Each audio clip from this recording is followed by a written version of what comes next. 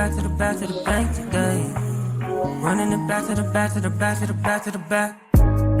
Running it back to the bank today. Baby, I feel it relaxed today. Gotta go try to relax today. Whoa. Gotta fill out all my apps today. I seen a note, but I guess because they was all over the place. Uh, Welcome to the DMV's Ride podcast. I am Miss Peach. And now Fearless Swagger. Um, we are in the month of May. It is a new month. May is Mental Health Awareness Month, which is something that we talk about on every show that we have because of the importance on mental health, as well as we talk about physical health. Um, the reason why I wanted to take time out to talk about this because after last week's show, one, we appreciate everybody for tuning into that show. Got a lot of feedback and a request for a part two. It's Um, news to me.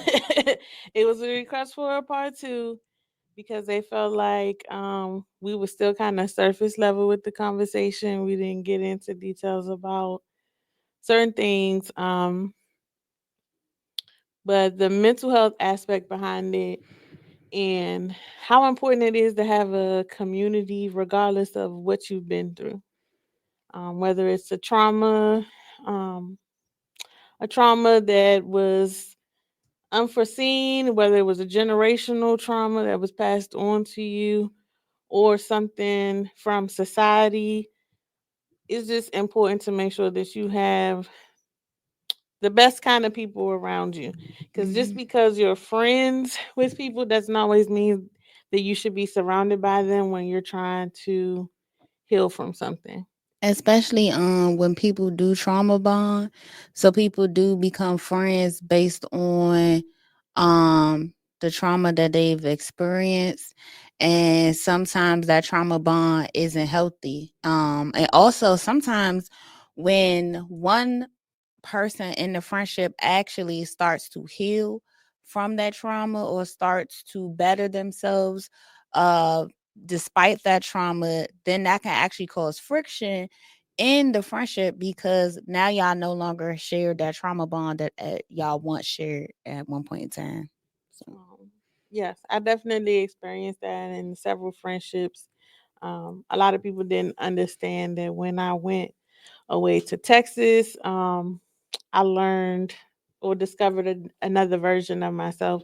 And while I didn't have full sobriety there, but I did have a phase of sobriety where I really had to dig deep and heal, work on my faults, and address things that I had suppressed in order to be able to grow. And I think that's where a lot of people get uncomfortable at is because when you want to, some people want to grow, but they're scared to address those things in the past because they don't know how it will unravel. But also when it's time for you to grow or when the growth is coming, you're going to feel uncomfortable. So when you start to feel uncomfortable in situations, places, whether it be job, friendship, relationship, it's usually because you're about to grow or you're about to elevate in some way. And I think a lot of people are scared to let go of the past in some instances. So we stunt our own growth and our own healing journeys because we hold on to things. Yes, and I want people to understand that when we talk about mental health, I think sometimes, especially in our community, people go to the negative aspects or how it looks negatively. It's not going to always be shown violent or unstable behaviors. That's how I feel a lot of movies portray it, Hmm. and a lot of the times on social media as well. It doesn't always look like that for everybody.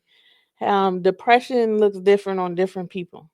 Some people, their depression is they have a lot of things back to back and they're always on the move because they don't want to, they know if they slow down enough that they may fall apart.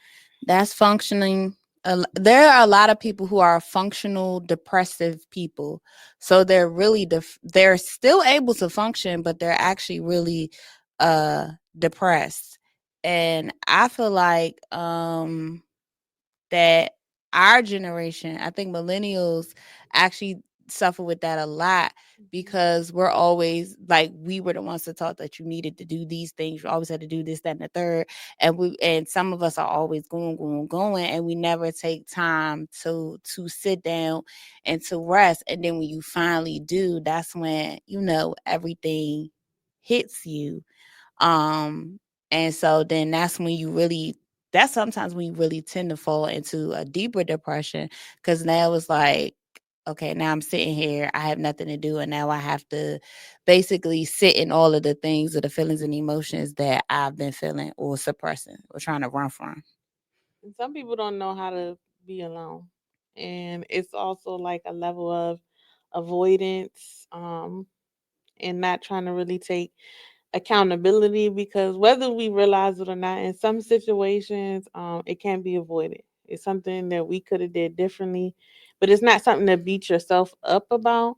It's more so just to say, okay, this happened. If I'm in this situation again, then I know I'm gonna try to do it this way instead of Mm-hmm. doing it that way. Another thing when it comes to like the public stigma of mental health is some people get bullied and teased. And I know that's one of the things that you probably may see a lot, especially in the school setting, Mm-hmm. is children getting bullied. And that is a big thing now, um, that can be centered at mental health. When we were younger, there was the saying, words, sticks Sticks and and stone may stones may break your break bones. my bones, but words will never hurt. Whoever said that, the Yeah. devil is a liar. Whoever said that, lies, lies. Yeah. Because words do hurt. As much as people be like, "Oh, you can say whatever," no, especially if it comes from somebody that you care about or somebody that you look up to. Them words are definitely going to hurt. Yes, because it becomes internalization. And I think it really affects children. I'm not saying it doesn't affect adults, because it does, and words have power. But just imagine your child is going to school every day so they can learn. But the words that you say to them every day matter as well, because they start to remember those things and internalize it. And so that's negative.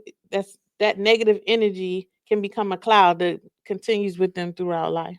I definitely see this with kids in the morning. Parents, don't holler and scream at your child.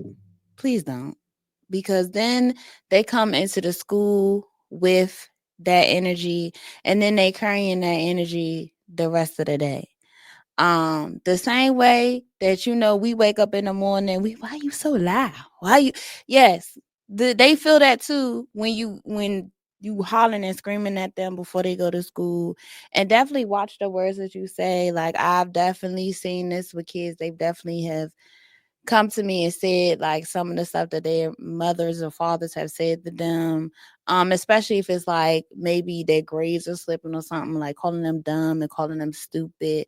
Like, that's not okay. I had cousins who grew up with their mother calling them whores and sluts and bitches and all types of stuff and stuff like that. It it stays with them. And it stayed with some of my cousins until they were adults. And I watched how, because of what was said to them, the words that were said to them, especially from your parent, how it set a tone for them to go into drug abuse or find other ways to deal with that. And it created a negative mindset for them, because people always say it's not what you're called, it's what you're answered to. But as a child, if you're constantly told that you're stupid, if you're constantly told that you're dumb, you're going to start to believe that. You're going to start to Mhm. think that. Think about The Color Purple. When Celie was told that her smile was ugly. That's why she used to always cover her face at first, because she really thought that she had an ugly smile and she thought she was unattractive, because this is what she was told. So that definitely watch how you speak to people and what you say. to Most people. definitely. And this doesn't just go for parents. I've watched even some people in school settings. Like they do it a lot, I feel like, with celebrities who make it really big and they go back and they be like, well, there was this one teacher who said I wasn't gonna be nothing. And as someone who is worked with the school system, um, be mindful that these kids you're teaching, they sit in your class, but they gonna remember whether it's something good, something bad. These kids don't be forgetting at all. And as much as we like to say that was a long time ago, certain if you never learn how to unpack those things and talk about how things made you feel, like we said, it carries on with you through each stage of your life. Hmm. Um, one of the things that I saw on social media earlier today actually was from a therapist talking about during the healing process and how a lot of times now some of the words that are associated with healing, like boundaries, are actually used for avoidance. Oh yeah, I saw something along the lines about that. And I think that it can be a thin line between that because it depends on how you're setting these boundaries and what they're in place for. Um, the biggest thing is when you start to avoid having those conversations, not just with yourself, but um, when you go through therapy, or even if you've learned to how to deal with certain difficult situations or conversations, you you learn to navigate it in a way that your boundaries are more so in place so that you can effectively have healthy communication. One of the things that I'm learning in family therapy is that just because you're coming from a place of love doesn't always mean it will be received that way. Um, I think sometimes if you don't know someone's background, it makes it hard to have difficult conversations Hmm. because they might take it as an attack. I think also sometimes, and I've experienced this in the workplace when having those difficult conversations, that sometimes when you go to have a conversation and you with someone and this in reference to your feelings, they flip it and they make it about them. And so that's what my struggle is, because then I don't want to talk to you no more. Like I don't even care, because I'm trying to tell you how I feel or or what I'm dealing with in reference to whatever, and then you flip it and you make it about you. And so for me, that's still the process. It turns me off from the conversation, and I go quiet. I don't want to talk no more because I guess for me it's like you're not being receptive, and some people listen to respond versus listening to comprehend. And I think that's a catch-22 because they always say that we're not it's not up to us, well, we're not supposed to worry about how someone perceives us or perceives what we're telling them, but it still affects it because if we feel like we misunderstood and they're not receiving it how we feel like or thought they would receive it, then I feel like we still haven't met that common Mhm. ground. So, Yeah. It becomes difficult, I think, like you said earlier, you might be at a place of healing and speaking from here, and then someone who's kind of falling behind or hasn't taken that step to grow. mm-hmm, Um, the misunderstanding can be the hardest thing to navigate. Um, and it's another thing that I'm learning because while I have a lot of patience because of the things that I've been through, um, and I'm able to navigate conversations that other people may deem as difficult. Sometimes in those conversations, I get called, like you too harsh, you too blunt, but I still try to lead with love. Like I apologize if it comes out that way, but certain things have to be said to have those conversations. Like every conversation is not going to be easy. Mhm. Um, and I think this in our community, especially discussing how we feel, it sometimes gets tainted with a negative image. But I think also because we, especially in the Black community, are not expressive unless we're angry or we're sad or it comes from a negative place, because that's the only time we really express any type of feelings or emotions. Um Personally, I've had to learn how to be happy, and be happy in the sense where accept it, because we're always, I think sometimes I'm always looking for, okay, it's going good now, but when the negative gonna happen, something gotta happen, it's going too good. And I think that we don't that the struggle is like being expressive in a good place, or expressing good emotions outside of love, because I feel like for the most part, we're taught how to say I love you or show someone you love them and stuff like that. But other emotions, I think that in within our community, we don't speak on that. Like we don't.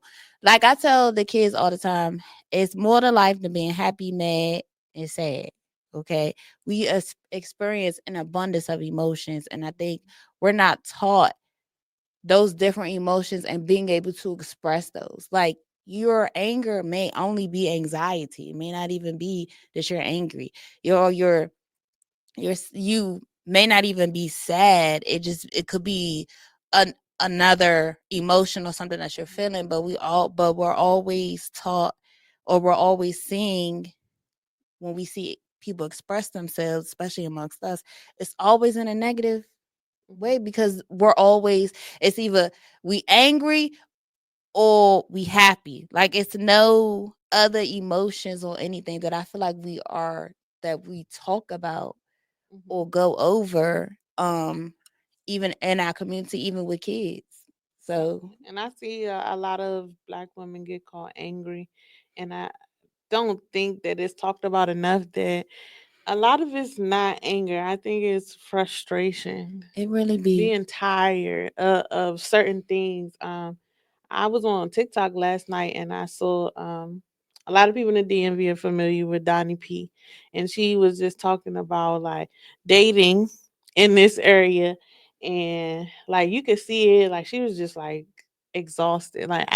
It's super exhausting, and it's not just dating here because when I lived in Texas, it was like dating here. I'm gonna be completely honest. It's just niggas with an accent. It dating is exhausting. Um and I personally have started my own journey. As y'all gonna be in my business, but I've started an abstinence journey. Mind your business. And I've been doing it for a few months now. Mind your business. But it got to the point where it's just like I'm tired. Dating is ghetto. You meet somebody, y'all talk, y'all hang out. Then for me, the once though I see the first red flag, I gotta go, because Yeah. my ex took me through the ringer. So it's just like when you hear things like, "Oh, we're Black women are angry," "Oh, Black women want y'all to take us out on $200 dates," or "Black women this, that, and the third," and it's just like, no, we're just tired. We're just tired, and um, mentally, I just don't have the capacity Mhm. for it. Like I'd rather sit in the house at night and rub my feet together and solve crimes on my MacBook. Like I don't. And see, like, I think I said this before. Is like because we kind of grow up in a world where they place happiness upon monetary things, and relationships and children. yes, and so a lot of people connect that way, and then they try to hold those expectations over people. Like, wait, that's not my responsibility to make you happy. Hmm. I think Will Smith said it when before we even go down this road, Woo. Will, I'm not talking about Will Smith and Jada relationship, but it was something that he said pertaining to it is basically he learned in his marriage that he had to have his happiness, she had to have her happiness, and then they meet together. And I think that is something that would be healthy for any kind of relationship. Um, is don't your happiness cannot be connected to somebody else because it's going to disappoint you every time. Every single time. So that's how I look at it now. When it comes to love and relationships, like you have to bring add to my happiness, add to my peace. Not you are my peace, you are my happiness. No, because you're not. Like you're adding to that, and that's even with that's any type of relationship, platonic, that's romantic, whatever. Like you're adding value to my life versus I'm placing value on who you are in a sense of like you are the happiness, you're the peace. Versus I just lost my train of thought. But basically, I just feel like we are in control of our feelings and our emotions. And so we have to find that place of peace. We have to find that place of happiness. But I know sometimes it gets hard because, especially as a Black woman in America, as a Black woman in education, let me just say this, y'all, I'm tired. I'm tired. And there are days, and I've been very open about this, even with my students, where I just don't have it. Mhm. I don't have the mental capacity for it. And I'm more open and more vocal about what I'm dealing with mentally versus silently battling or versus me just walking around being, I guess, bitchy when I'm not really being bitchy. I just want y'all to leave me alone because I don't have the Mhm. mental capacity. Um, and I think now for me it's in a place where the if my cup is not running over, I can't give y'all nothing because I can that what's in the cup is for me. And I it's think it's just the season though. Like that at the 35 mark, it's just like you realize it's not necessarily that you burnt out all the way. It's just that like, damn, what if I have to show that I did for myself? literally where I'm at. Being able telling people no, that's good for your mental health. And it's a struggle for me because I'm normally like I am just going to do it, and I actually Mhm. had to do it today. I just had to be like, no, like I don't want to do it, I'm not going to do it.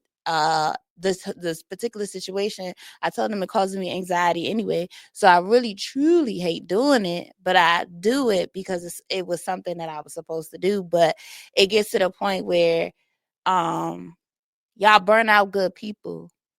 And I think that at this age now, I literally, and I just said this to one of my friends today. I said, I am trying to prepare myself to step into 40. That's where I'm at Mhm. because 40 is approaching. Be 37 this year. So it's like, I want to go into my next chapter mentally strong, physically strong, spiritually strong, emotionally strong. And like you just really got to like start nurturing your own Mhm. mental health. And understanding that mental health is not a weakness. It's just it's a human trait. Everyone has some form of negative aspect that they deal with mental health, and it's really about you being proactive to counteract it. Finding a positive outlet, a positive reinforcement. Um, I would say for me, pers- personally, with my mental health, um, it involves me taking off work sometimes. Sometimes I can do it on the weekend, and what it's just self care, where it's just time for me. I think I had to learn to be okay with saying no. That was the biggest thing because not necessarily scared to say no. It was the guilt behind. saying no. I think we feel guilty because we just say no. And this is actually something that I had worked on in therapy earlier, well, probably later last year in therapy. I had to stand up for myself in the situation. And I told my therapist about it. And I said, when I did it, like I cried. And I was like, it sucked, but I had to like speak up. I had to stand up for myself. And I had to be like, no, like I'm not going for none of that. And I think that is something that we like. I feel like Black women especially suffer with that because a lot of us are the strong ones. We are the ones that always going to show up, that's reliable in certain spaces. And so when we do say no, it's like we feel really really bad. And then like sometimes when I tell people no, I be wanting to be like, well, I hope you're not upset, or but then I'm just like, You can't worry I about can't that. worry about that. I can't worry As about it. soon as then that opens the door with I could get them to change their Then that's the mind. guilt. Then it's like guilting you into Yeah. changing your mind. So you gotta say no and stand on it. I definitely so like I said, I'm in family therapy, and one of the things that my dad said to me is I'm always the person keeping everybody together. I'm always the person showing up for everybody. And at the end of the session, I'm just like, I don't want to be referred to as that because at this point, I'm tired. Like, and I think I learned to give my parents grace be going through my 20s and 30s because I'm like, man, y'all was raising kids having to go through this shit. Like yeah, I probably would have lost my mind. So I did learn to give them grace and give myself grace with navigating situations. Therapy definitely I feel is a good resource. You cannot do all your work in therapy. It's taking the things that you learn and applying it to situations in life so that you can navigate them. Well, for people who say that therapy doesn't work, it literally is because you are not doing the work. Like the therapist is there to guide you and give you the tools in which you need to navigate through certain situations. But if you're not doing the work, if you're not applying what you're learning, same way when you're in school, if you're not applying what you're learning, then how are you going to be successful? And I definitely agree with like always being a reliable one, always and I'm with you. Like I literally on the way to the studio, I was like, the only day that I literally have free to myself now is Saturday. That's it. Like I really was saying, like I literally am busy from Sunday. Actually, I'm almost busy 7 days a week, but literally the only days I have to myself is Saturday, and I'm just like, I'm tired. I'm Mm-hmm. tired. And because I show up in so many different places in multiple capacities, like it's getting exhausting. I can't wait for summer break. I can't wait. Cause Saturday morning I got up and I ran and walked around the lake that I like to run and walk around. I usually do that in the summertime. And I just was like, you know what? I'm ready for summer. I felt so relaxed, so at peace. So It's about that water. yeah, well, I love being by water, but I'm just like, I'm tired because really showing up is a lot. It takes a toll on you after a while. I mean, I saw if y'all haven't noticed, I have not been sending out inspiration. I be trying to, but then I get distracted. So I'll probably be better this week. But last week I was sick of everybody's shit. So No, I mean we peeped in. I was trying to pick up, fill in the gaps a little bit. But I definitely understand because like um I told y'all last Sunday, she's the person in the group that always on it. And so I understand that we don't expect it from her. Now, if she had went a couple of days and didn't say nothing, I'd be like, hey, why is it? But it's definitely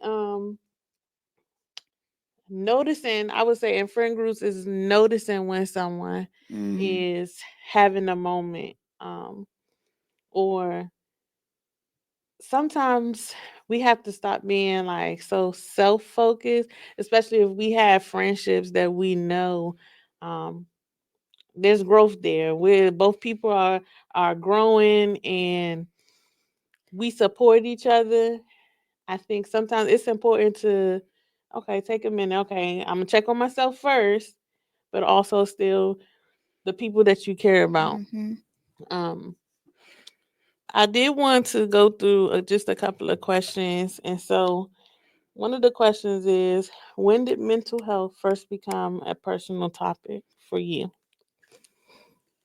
Um, I think mental health became a big topic for me. I'm gonna say the first time that my mother had got real sick, my mother was on life support for 10 days in 2019. No, 2018. Sorry, guys. After COVID, everything run together. So, um, so, I started dating this dude, and I just felt like I had cussed him out so bad, and I just was like, he didn't deserve that. I don't know. Years later, and two conversations years later, he probably did deserve it. But but back then I was like, dang, he really like I've read through the text that I sent, and I was like, bruh, he did not deserve to be cussed out like that. Like, it was real bad. So I ended up going to therapy, and I ended up talking to my therapist, just about the situation. Let me say this: when it comes to therapy in our community, you don't have to be in crisis to go to a therapy. They'll go to a therapist. Like, you don't have to be literally at your wits end. Like, you don't have to be in that. Your mental capacity or your mental space doesn't have to be that far gone for you to feel like that you need to go talk to somebody. I just was like, dang, I ain't had to cuss that man out like that. So let me just go, talk to the lady. So I did. And she even put me to the point where I was only coming once a month because she was like, you're not in crisis. Like, you sound like, you're okay. It's just certain things that you need to deal with. And that's when she diagnosed me with mild anxiety. And I feel like the second time it really, really came back up was after my mother had passed away. And it wasn't, so I didn't go to therapy, and I've said just before about losing my mother. Like, I didn't go to therapy for the grief because I'm okay. I'm at peace. I went to therapy to deal with the ones that are still living and breathing. And I know this personally since I started, and I actually talked to my therapist about this, that my mental space, my head space with certain situations, and my headspace overall is much better. And now I'm in a place to recognize when I can feel myself like getting ready to, I'm not gonna say lose it, but because I ain't gonna crash out. I ain't never a crash out. But now I know when I need to take that break, when I just don't have the mental capacity. Like, now I know it. So, but those were the two times, honestly, me going to therapy was all stemming around something that happened in reference to my mother, but not in a negative way though. So Well, I'm a retired crash out. No. I want to say this because when I say retired crash out, I wasn't a crash out like in a relationship crash out. It wasn't because somebody did something to me in a relationship. It was, I had so much anger from things from growing up that when people started triggering me and I'm under the influence, oh yeah, them hands definitely went flying a lot, a lot. And then I definitely had to have conversations and go on apology tours because once I actually sat still and realized what the underlying issue was, I looked like a totally different person. I boohoo cried and I was like, man, you don't realize that when you keep bottling stuff up, or for the people who keep themselves busy so much, when you don't address those things, that it comes out in so many different ways, whether it's in a relationship, against people on the street, that it could be just someone looking at you and your response could just be off the wall and it wasn't even that deep. I feel like that was so during COVID. I feel like made. I don't know about other people, but for me, it made me really sit in some things that I didn't take time to like really think about or digest or whatever the case may be. And I think it really, because I mean, it's during that time we wasn't going nowhere. Really wasn't. I mean, we talked to people, but it just for me it was just different. I had just cut my sneaky link off, so so Yeah. I had to really sit in that situation because I'm like, normally, like if something go left, like he was the one that I ran back to when if I was talking to this person, there it go. Like that person was always there, but at that particular time in my situation, he wasn't there. But he wasn't there by my choice because I made that choice, and it was like me having to really realize how unhealthy it was, how the attachment wasn't good for my mental health, how it could potentially me holding on to this or keep running back could be keeping me from who my future boyfriend is or who my husband is. So it was a lot of things that really sat in me, and my best friend at the time used to really have a long conversations um just about that and about being able to let go and release that. Yeah, COVID was. Whew, I be looking at my journals. I was so much better during COVID. Journaled every day, my prayer journal. I go back and I look on that, and I'm just like, man, I really came a long way. Like, was really holding on to some stuff, but I'm so glad. That part of me is like, COVID came because we like some of us really needed that. So COVID was the opposite for me. So, the first time that I was forced to do therapy is when I was a teenager because I was kind of like surrounded by lost a lot of people that were my age and family members back to back, and I didn't know how to process that. And in my family, we weren't talkers per se, and my dad didn't do too well communicating. So my process was bottling it up, and it came out in anger, rage, and responses. I didn't do therapy again until 2021. No, I take that back till 2020, summer 2020. And it was after losing my brother when I said, I've done so much work to not be this angry drunk that I don't want to go back to that. So I had to find another way and resource to be able to navigate it where I'm not gonna lie, y'all. After I lost my brother, I don't even know how them people still kept me employed because we was working from home. It was days that I wouldn't log in till 2 o'clock, and I was supposed to have been on the clock at 8. mm, And they never said nothing. It started catching up later, but if it wasn't for therapy, I probably would have been even worse than where I was at.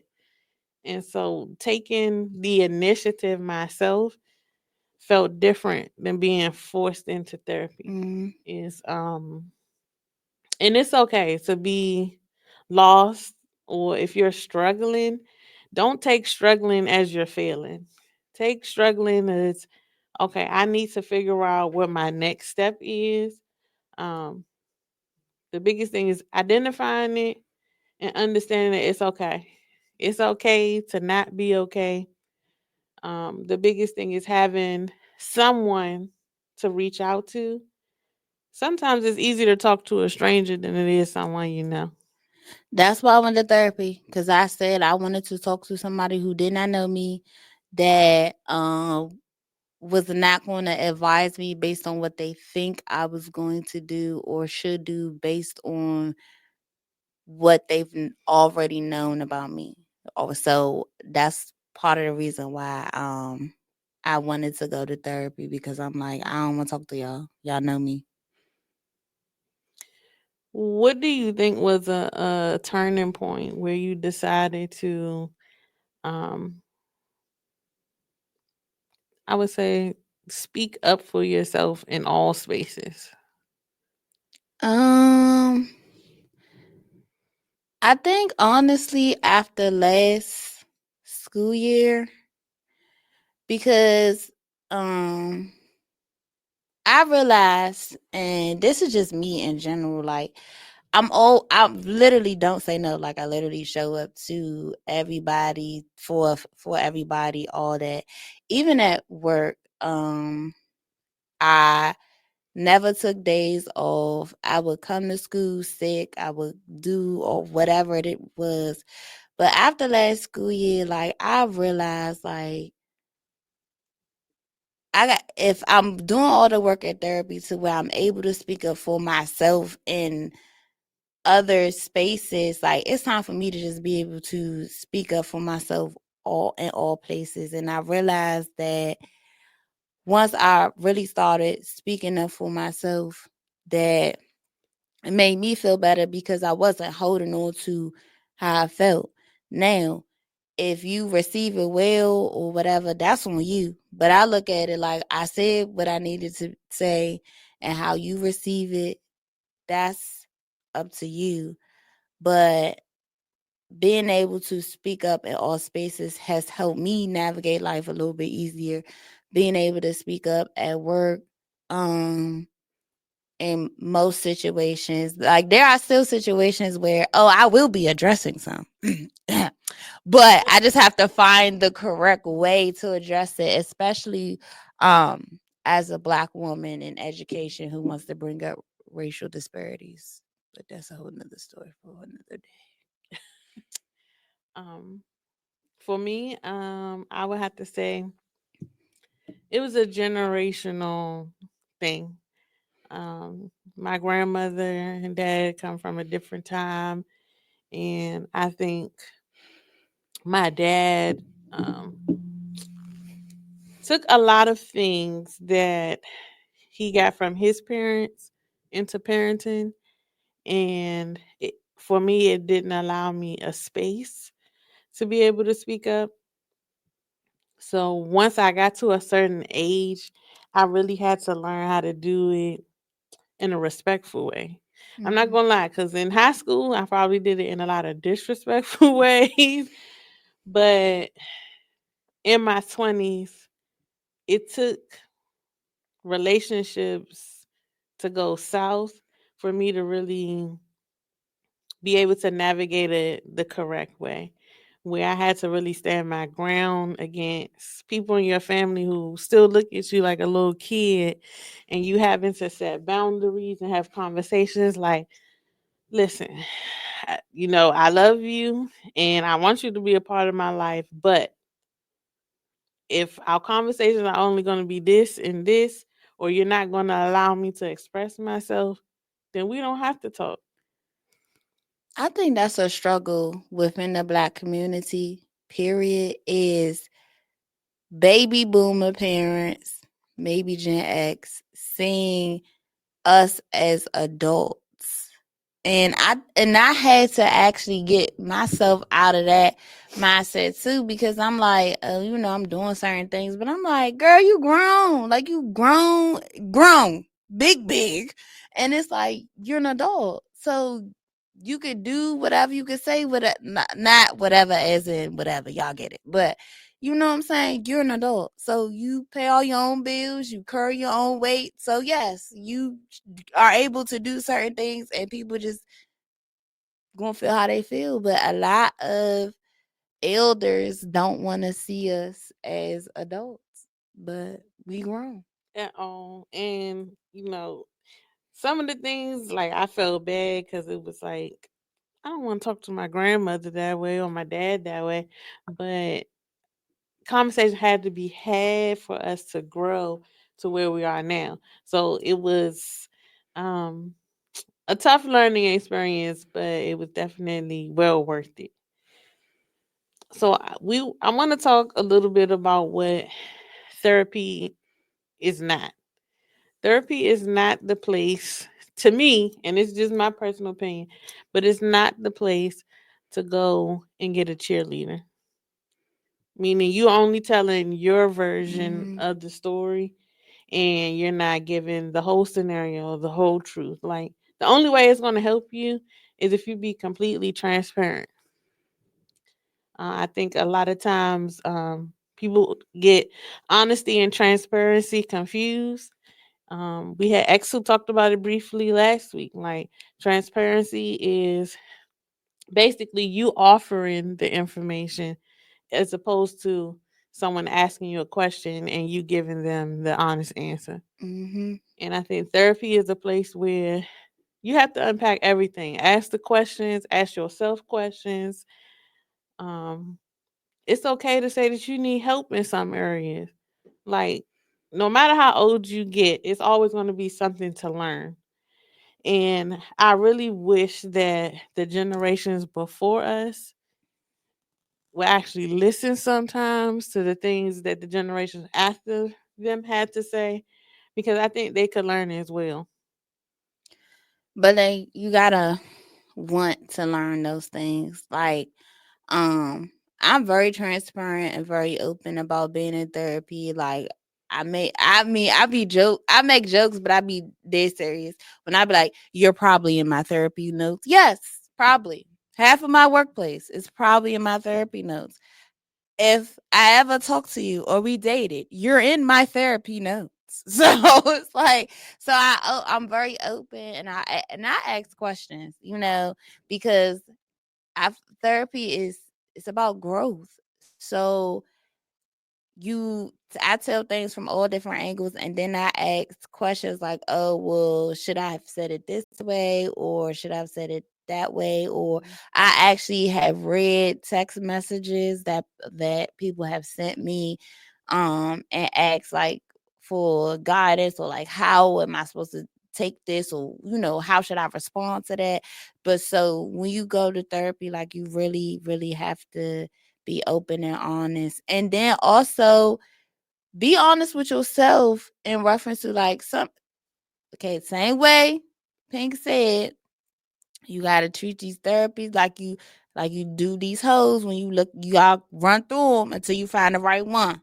Okay, so it's the same way with therapy, and you can outgrow your therapist. Like, if you feel like your therapist is not giving you what you need, or you feel like you're no longer gaining what is necessary for yourself, you can switch therapists too. It's okay with that, because at the end of the day, like, they're still offering a service. So I know it's probably like, dang, I done been with this therapist for a year and a half. I done told them all my Attachment. whatever. It's like, okay, and you could do the same thing with the next one. Mm-hmm. And also therapists will call you out. I've had friends who've been in therapy who their therapists have said, like, I'm about to drop you because you're bullshitting. Like, call them out on it, because they're not being. They could tell that too. Like, they could tell when you're not being transparent and honest about a situation. They could tell if you're not doing the work either. Like, they could tell those things just based on the conversations and stuff. That you have. So, Does your therapist give you homework?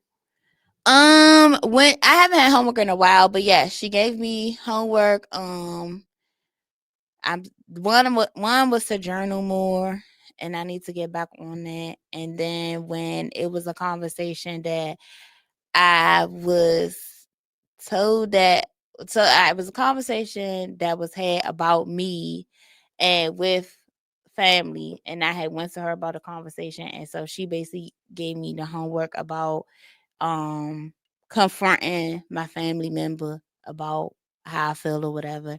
And she also taught me to write things down. I do not do well with expressing myself off the top of my head, because I will ramble and I will go on and on and on. So she basically had me write talking points and then use the talking points to express myself. So. So, and I've had to do homework before. A lot of it has just been, to me, what I would consider basic things. For example, we had homework one time where um, to validate someone's feelings. Mm-hmm. And you don't realize until you're actually doing the homework that sometimes your life be so busy that you don't even have conversations that go past the surface level with some people. Um, but I think homework is healthy um when you're in therapy, because again, they're trying to get you used to using those tools Mm-hmm. to be able to navigate. And if therapy is not a place, how I said, in my personal opinion, it is not going to be a place where you only use the tools there. Because the whole purpose of therapy is for you to grow, be able to take these tools and resources so that you can use them to navigate the things that you were struggling with. And I think that's what a lot of people have a little bit of confusion about what therapy is, because they'll be like, okay, yeah, I did all my healing in therapy. The healing doesn't necessarily stop. The work doesn't I was stop. like, you never stop healing. Like we never stop healing from anything because stuff is always happening. We're always going through stuff. We have moments where things will unlock memories, core memories. Like the other day, I was talking to my college best friends, and I was like, "Yo, we realize we're bullies in college." Like, it's not funny, but it's funny. I'm like, "Yo, why would y'all ever let us act like this at the schoolhouse at college?" But if you know, you know. But it like made me like really self reflect. Like, dang, I really have came a long way, and so the homework also that you're given, it's like a reflection. Like it allows you to self reflect. Because the point of therapy, you should not be going to therapy for 2, 3, 4, 5, 6, 7, 8, 9, 10 years. Because I've had friends. Well, we're no longer friends, but they run their therapy for like 3 years, and I didn't see a change in them. So it was just like, well, what are you going to therapy for? What are you paying this person for? If Because I feel like when you go to therapy, whether people know it or not, they still should be able to see that change in you. Like Yep. something should be changing in you. Because even with me being in therapy, I've had like my dad, like I can see the difference. And then even with some of the stuff that has happened amongst my family at family gatherings, I see the difference because I see how my response Mm-hmm. is different versus everybody else, but we all literally are channeling the same feelings and emotions. It's just I'm dealing with minds differently because I did the work. Yep. So when you're like going to therapy, that's what you're supposed to see. You're supposed to see the change. The people around you should be able to see the change for the better. If not, then something is wrong. People say I'm so calm now. Like, people do stuff to me. I either I'm gonna laugh it off, or I'm just gonna act like you don't exist. Like, those are the only two things I got now. Like, I can't put my energy into that. Like, it's so many other things going on that I could be thinking about.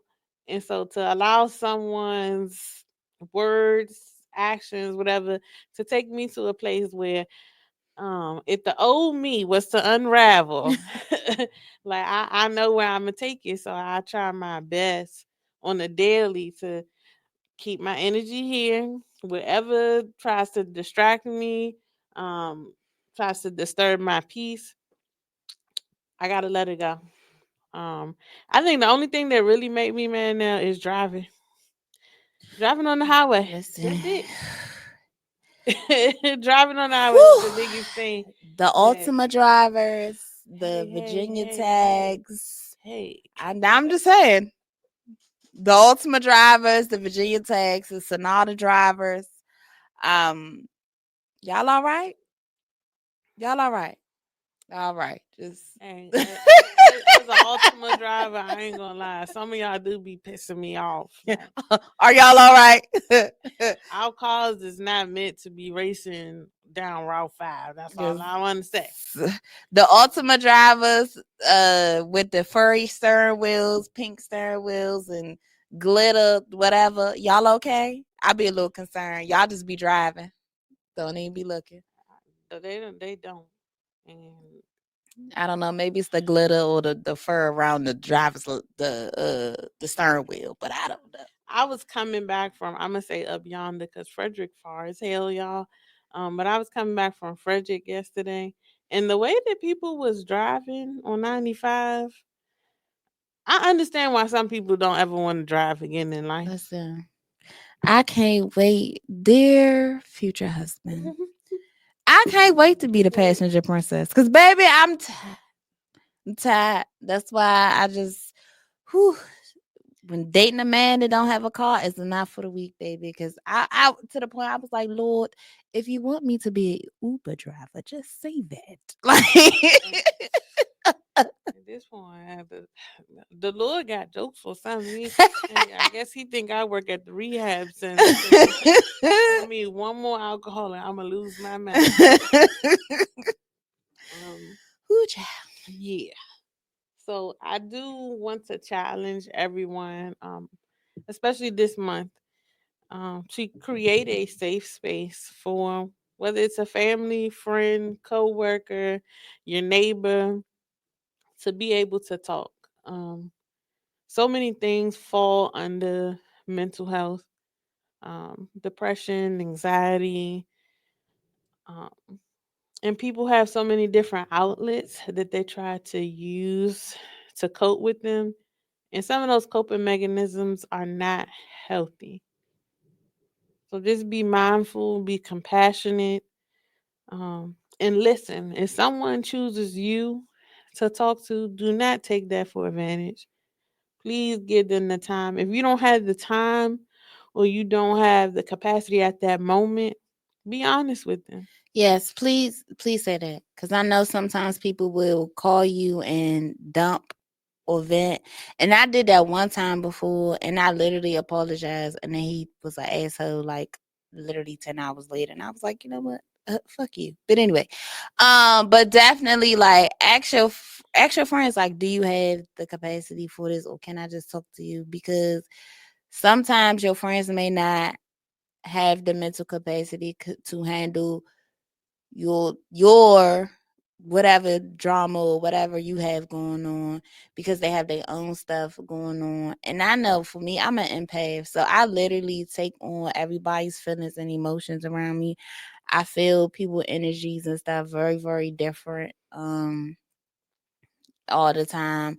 So there are sometimes just like, bro, I can't run that. Like it's been times before where I've had two friends both like I'm listening, helping them with one situation, then I'm helping another friend with a situation to the point I had to go lay down because I was tired. Like it was just, I was so drained from dealing with helping them cope through whatever they have going on. So definitely ask your friends before you dump on them.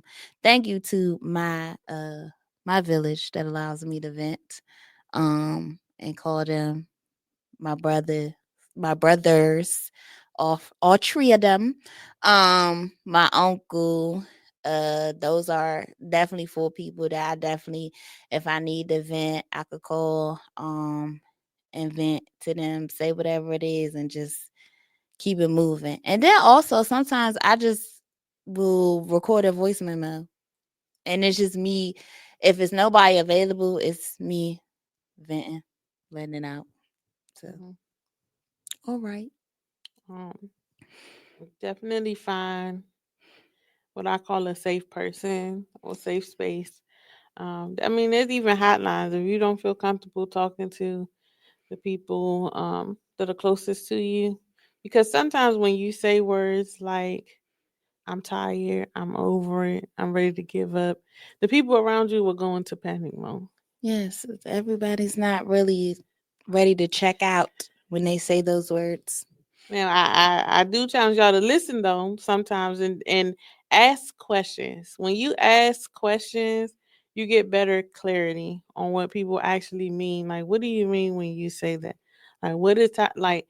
Don't just take those words that someone said. I'm tired. I'm over. I'm ready to give up. As someone is ready to harm themselves. Hmm. Um, However, there are times where once you get that more information, you need to tap in with that person, and um, we don't want to ever have to get calls from people that we feel like we could have saved because they felt like they didn't have someone to talk to.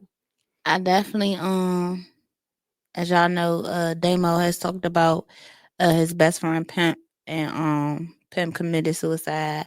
I remember that phone call. I remember what I was doing.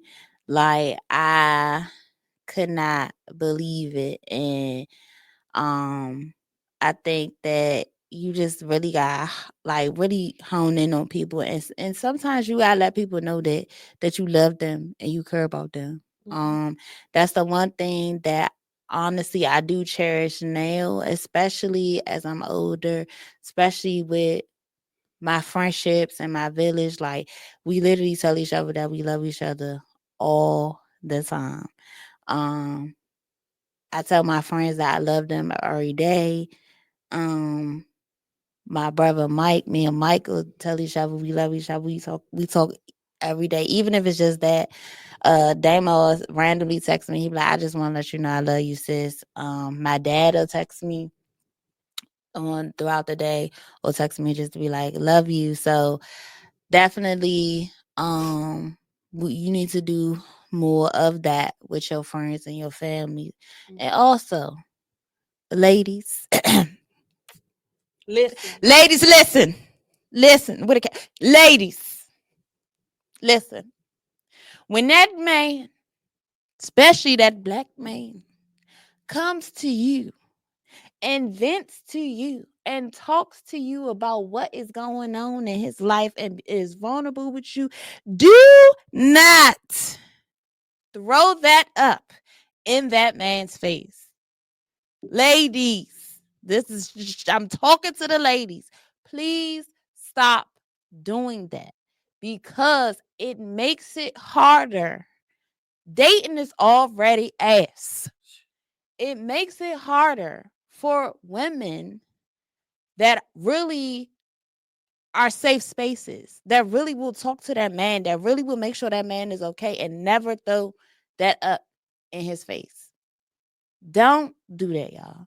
Don't do that. Please, please, please. I'm such an advocate for that, because I find it an honor when the men in my life are vulnerable with me. I find it as an honor when they're able to cry and whatever in front of me. I don't look at it as weakness.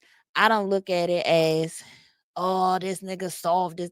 No, Amen. because you know how strong you have to be to cry in front of someone. You know how trusting of that person you have to be to allow them to see you in your full-fledged emotions, Mhm. especially as a man, because society has taught them that boys don't cry, men don't cry. You never let them see you sweat. Never let them see you sad and stuff like that. So please, please, please, when that man comes to you and he's open and honest with you, cherish that and help him.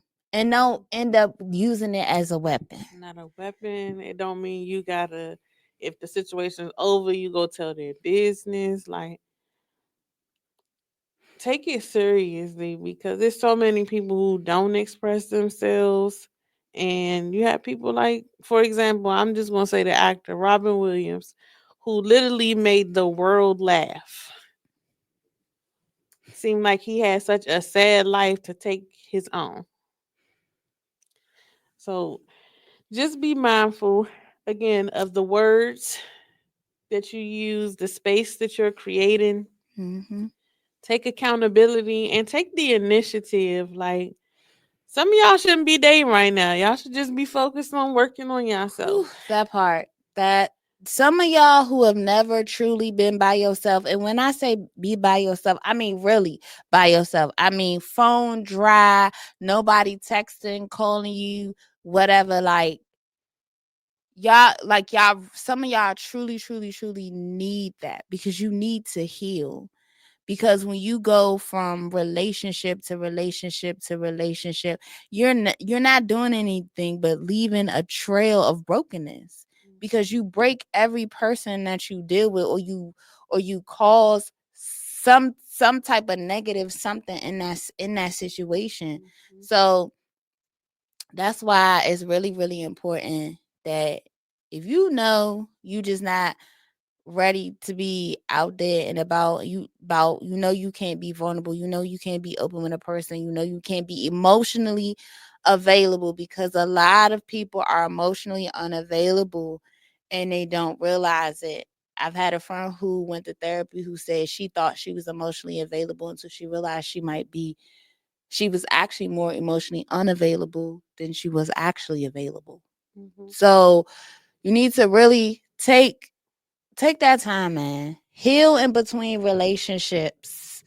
Okay. We know who's doing the work if they end up in a relationship within the next 2 to 6 months after y'all broke up. And it was a crazy breakup. Because Yes. breakups aren't always, messy.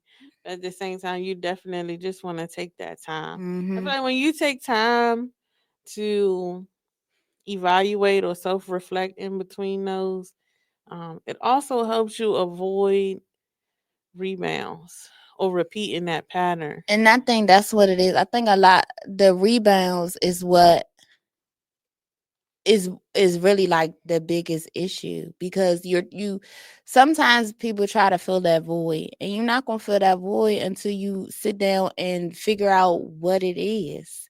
um like with my last relationship, the breakup, I mean, it wasn't messy. uh Some I drink. it wasn't messy, but the other things that happened after the breakup was a hot mess. Keyword, um I'm a survivor. Okay, hello, thank you. And granted, me and my ex, we cool, like it ain't no beef or nothing. But he could never, ever, uh, and that's on my mama. Okay, he could, ain't no coming back. Never said it, never. Okay, but you do. But for me, I learned a lot about myself, and in the midst of all that, like I had to really sit back and heal from that, because I really allowed myself to really fall into a deep space, because I was trying to make somebody happy that really was struggling with whatever they had internally. And now that we are no longer together and I have stepped out away from that, we did first of all, we went a whole year without talking to each other. So before anybody be like, it was a whole year no contact. Um And it was a journey. it As it, someone who was there, it was a journey. it was tough. But I feel like I came out better. I'm able to navigate things better, and I know I'm over it because I'm able to have a conversation or multiple conversations with this person. Now I have not seen him, really ain't pressed to see him, no desire, but no shade at all. If y'all know, no shade at all. But I just feel like it's been 2 years since we broke up. I feel like I'm in a much better space, and it took me a minute before I even start like trying to really date somebody else or really entertain somebody else, because I really had to get over that. And then I realized even now that I still have PTSD when it comes to that relationship. Relationship PTSD is a real thing. It's a real thing, because depending on the severity of what you went through in that relationship, it still stays with you. So it's still a process and it's still a healing journey. And before I went on the journey I was on, like I really would really meet men and I'm like, yo, you gotta be patient with me, like, because I'm still dealing with Mhm. that. So also then it made me feel like I maybe I'm just not ready to be in that place. It took me like a year before I was like, all right, I'm ready to try and date.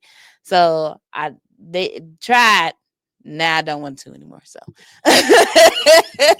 but definitely take time to really heal. When it in between relationships, And because people don't understand that, like, once you heal and do the work on yourself and you unpack everything, especially from a relationship, you be like, okay, you know, I probably could have did this, did that. We I probably should could have have, ran. yeah. So it could have been, things could have been different. Should have And followed so my it's intuition. like, yeah, I'm still frustrated I might be frustrated at how it played out, but I think once you heal and do the work and everything, I ain't got no hate in my heart for you. I don't like. I really like. I ain't mad at him. I wish him the best, all the success. I wish him all of that. But you still dealing with a lot of the same stuff that you dealing with when I met you 2 years ago. So Mm, I mean, to anybody who think they dated me or we had a past that get intertwined, um, I don't. I got over it. I don't think people understand, but I'm one of them people that if our friendship wasn't like A1 before we dated, hmm it's probably best that we had no contact. Don't mean I'm mad at you. Don't mean I don't like you.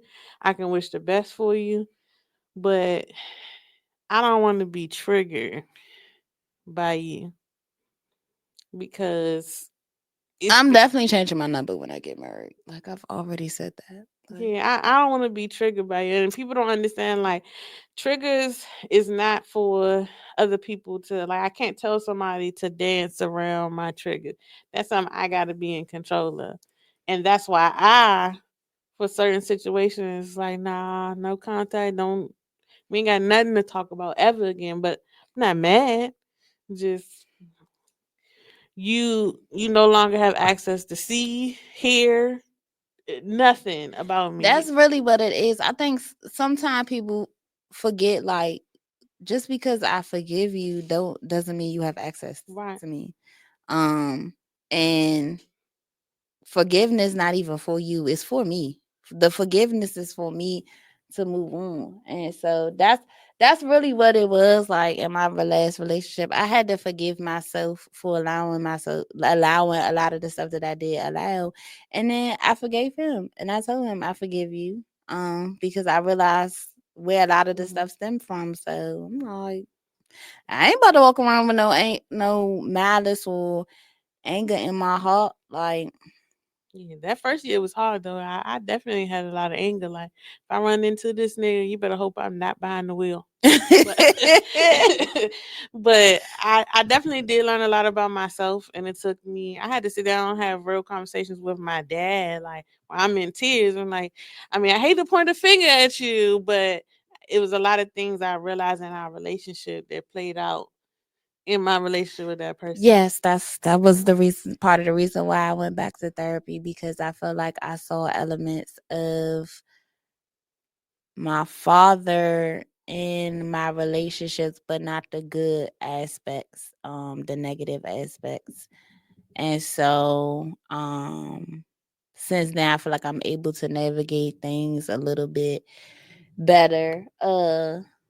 So yes, therapy will can help you navigate through your relationships too, because she helped me navigate through some situations.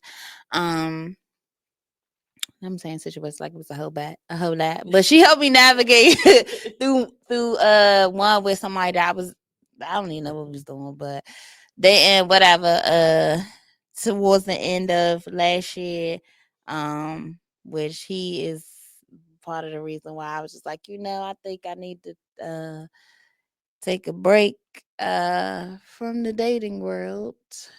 So No, I understand because that last is when it took me 3 months to get rid of that nigga. And so, I mean it didn't take no time, but no, when I say get rid of the nigga, I mean for him to stop calling oh me. yeah, I know. So my situation was not y'all in my business, but y'all don't know who the man is, so I don't care. But my situation basically was he was trying to make it seem like he was stopping to talk to me, or he was leaving me alone, and I was like, okay, like that's where I realized that I've become that. Especially therapy is really y'all don't understand. Like I really am just okay. Hmm. Like all right, I'm okay with being the villain in some people's story. like I'm not. Don't feel to explain it. you want to frame it and send this text message to make it look like it was me. Cool. like, Mm-hmm. like I am really at the point now, like I have to stop stuff in its tracks. I'm not letting it. I knew that this situation was over when I was standing in the middle of my bedroom floor hollering and screaming at my phone. I said, oh no, you got to go because my mental health is not going through this. Like I really also when a man gives me anxiety, Mm-hmm. you gotta go. Like I can't. My mental health cannot take that. Like I literally feel like I'm always in fight or flight mode at work because as an educator we make 50 million decisions a day, and when in my personal life, if you got me feeling like, and that's if we just cool, we friends or whatever. You got me feeling like I'm in fight or flight mode, and you got my anxiety all over the place. You gotta go. Listen, I tell people all the time, the uh the person that I had to suppress in me with all that anger, that's Kendrick. And so if you activate Kendrick, Kendra gotta go. Like I can't stay around for that. Um I do want to, as we wrap up this episode, I really just want y'all to tap in. Not this month. Like I said, we push this every single episode to tap in with your mental health. Check in with those your core people. I'm not saying you gotta call all your aunties, all your cousins, all your uncles, but those people who show up for you, definitely tap in with them.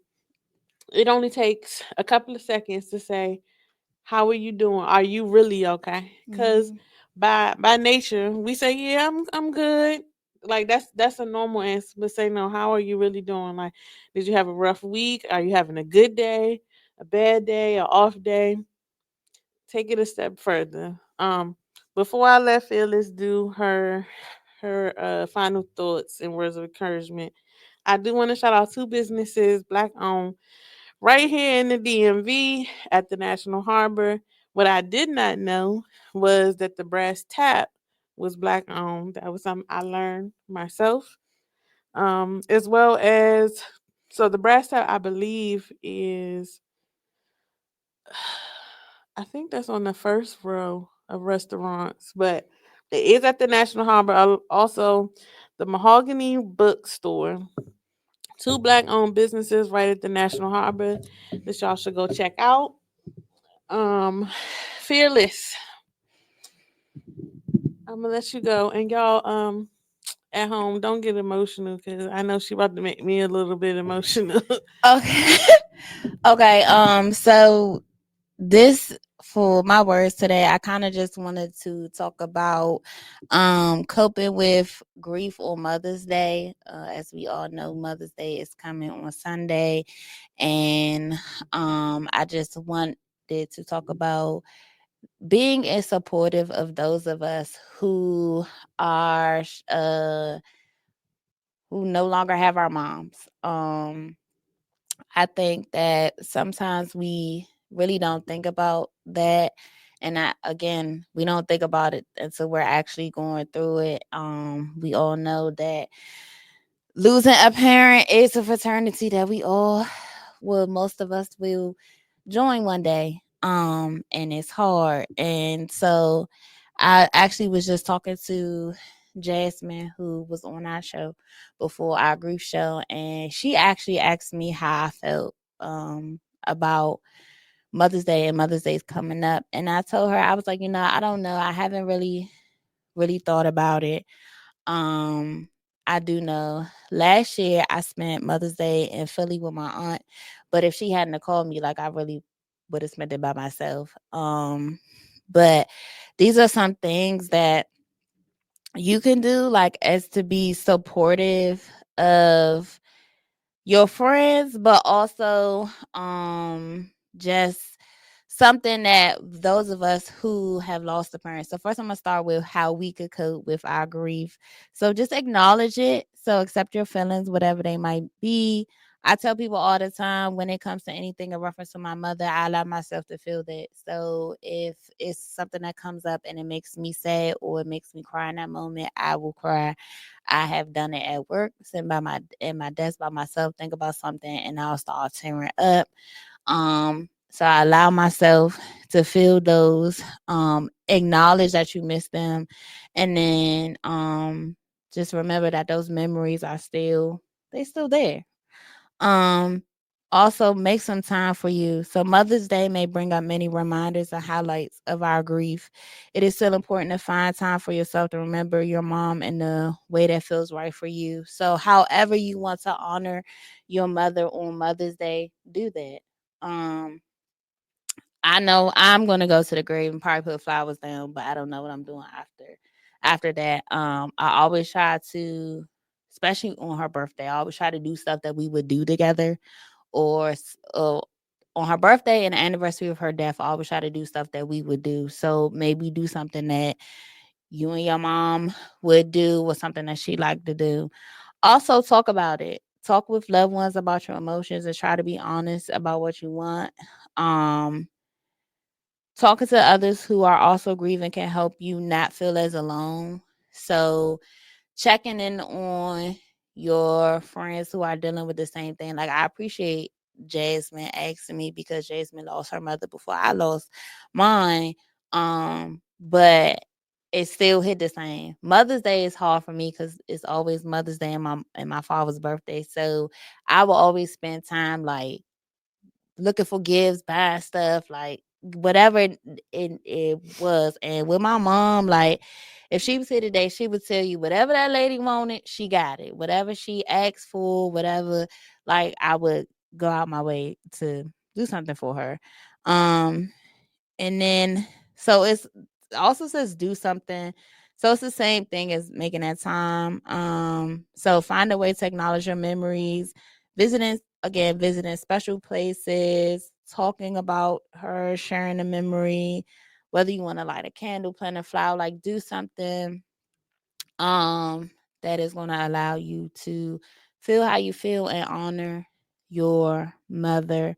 And then also for our friends, like just extend us grace that day. Like I have friends who have said like they don't even acknowledge Mother's Day, that have lost their mother. They don't go to church on that day or anything like that. So extend them grace, because it is hard. It is difficult. And I don't frame it as, try not to frame it like, oh, well, I'm not worried about Mother's Day because I don't have a mother. I had a mother. She's just not physically here with us. So I just feel like just extend grace on that day. Love on your friends a little bit more, because even though people are like, oh, it's an American holiday, it's still hard because you see the cards, you see people at dinner. So you had that constant reminder of the day, and you don't have your mother to share that day with. So Lord, I'm trying not to cry. But just extend grace to us, love on us, check on us. Because I know for sure last year, if my aunt hadn't called me, like I really would have spent Mother's Day by myself because my father wasn't at the house. But definitely check on your friends, because honestly it never gets easier as it goes on. And I told Jasmine today, because me and her both talked, and I was saying how like now that I'm doing so much and so many things have been accomplished, like I want to tell her and I want to share these things with her, and I don't have her here. So it's like bittersweet, because it's like I need her and she's not here. So just extend grace. Be patient with us. Be even all this week, because sometimes when we are grieving, our moods change, our attitude change, but we don't really associate it with the grief, and we don't realize like, oh, this is coming up. Mother's Day is coming, or the anniversary of the death is coming, or their birthday is coming, and so just be gracious with us and just be there. That's all I have for today. How I'm supposed to say and I want y'all to know, like, Phyllis is not one of the only friends who lost their mom. I had several friends, and so the one thing I know that I do best is pray. That's the one thing that I can do is, but I do always check on her on Mother's Day, and I try to check on all of my friends who have had to experience that, and losing not just a mom but a dad also. I Yes. can't imagine what it feels like. Um, I know that you've come a long way in your journey, and having the support in the community helps a lot. Yes, my village. Shout out to my village. I openly shout them out all the time. I'm definitely grateful for them. Mother's Day is not okay. So I'm probably the backwards person. On Mother's Day, I'm generally with my dad, and on Father's Day, I'm generally with my mom. It just always happens like that. This year, I plan to do it differently to celebrate my mom because she's. I don't want to say this in a way that may be taken the wrong way, but I know my mom has had some personal battles, and I can see her slowly overcoming them. And so I do my best to try to celebrate her small wins and big wins. Um, Anyone who still has the blessing of having their mom, celebrate them. And I understand not all mother daughter relationships or son mother relationships are healthy. If you have someone who has played that role in your life, take the time to celebrate them. To my single mothers, if you would like to win the gift, and I'm not telling y'all what the gift is, but if you would like to win the gift, make sure that whether it's this episode, last week episode, any episode this season in season 6, tag a single mom. The person who gets tagged the most is going to be the person who wins the gift. And I will announce it on Saturday. I will make sure that you get your gift, and you can tag the podcast page if you watch on Instagram. If you go on the podcast page, it's going to be on there. If you watched on Facebook, you can tag on there. Spotify and of course Apple Podcast is not going to let you tag, so you're going to have to come to one of them other social media platforms. My words of wisdom would have to be: take time with yourself to figure out what you're great at. Um, I think sometimes people try to overcompensate for when they see other people excelling in certain areas. Find what is your niche, what is your gift, and understanding that your gift is not necessarily for you. Your gift is for others. And I have learned and acknowledged what my gift is, and understanding that I'm not in competition when it comes to my gift with anyone. I know what my gift and my purpose is, my happy place, and I challenge everyone to sit with those thoughts, go through everything, and find what you're great at and work on that. We thank y'all for tuning in. We will not be live for Mother's Day because we are going to be honoring our mothers. So we will not be live, but we will be live the following Sunday with a special guest. It is a photographer from the DMV. And so we will see y'all next time. Thank y'all for Bye, tuning in. y'all.